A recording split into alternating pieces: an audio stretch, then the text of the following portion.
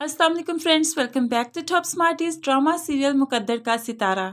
आने वाली इस एपिसोड में तो धमाके पे धमाका होगा कि देखने का तो मज़ा ही आ गया। एक ट्विस्ट के बाद दूसरा ट्विस्ट। अब आया ना इस कहानी में मज़ा। राजी ने आखिरकार फवाद का बयान रिकॉर्ड करवाते हुए रहमान साहब के सामने सारे पोल खोल दिए कि फिजा बेकसूर थी और शीना ने ही सारी चाल चली थी। अब राजी अपनी माँ को हादिया की माँ के पास अफसोस के लिए भी ले जाता है और वहां जाकर भी सबको सच बता ही देता है। हादिया की माँ को जरा भी अफसोस नहीं।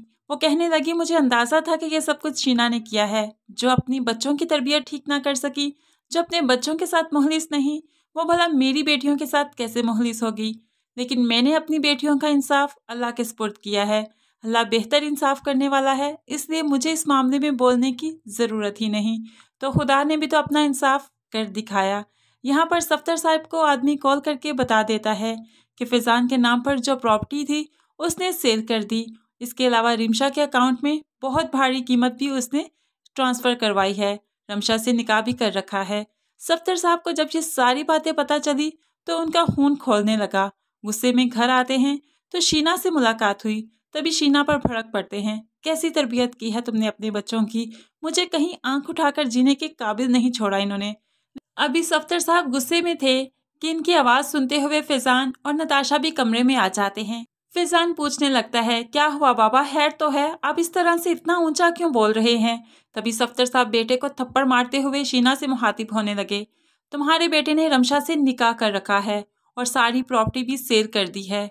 तो अब शीना को फिर भी अफसोस नहीं। कहने लगी, तो हादिया कौन सी अच्छी थी, हमारी नाक के नीचे ऐसा गेम खेला जो कभी कोई शरीफजादी नहीं खेल सकती। लेकिन यहाँ पर तो शीना का पोल तब खुला जब इसी वक्त रहमान साहब की एंट्री हुई। वो आकर सफ्तर साहब से कहने लगे, अपनी बेगम से पूछकर बताएं आखिर क्या कसूर किया था मेरी बहू ने इनका, जो उसे बदनाम कर दिया। सब कुछ आपकी बेगम ने किया है और फवाद को लाखों रुपए दिए हैं उसने ये सब कुछ करने के लिए। सफ्तर साहब तो और भी ज्यादा गुस्से में आ जाते हैं और शीना की तरफ देखकर कहने लगे, मेरा दिल तो चाहता है तुमसे हर ताल्लुक तोड़ दूं, हर रिश्ता खत्म कर दूं जो हमारे दरमियान है।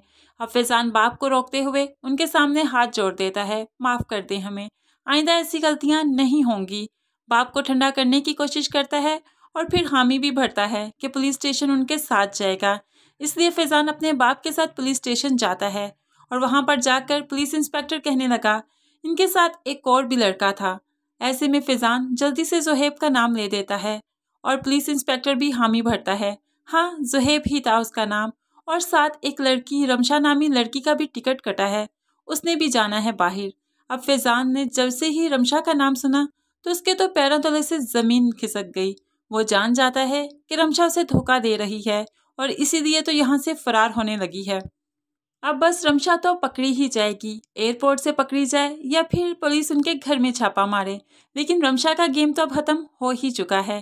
फैज़ान पर हादिया की सच्चाई भी खुल गई है।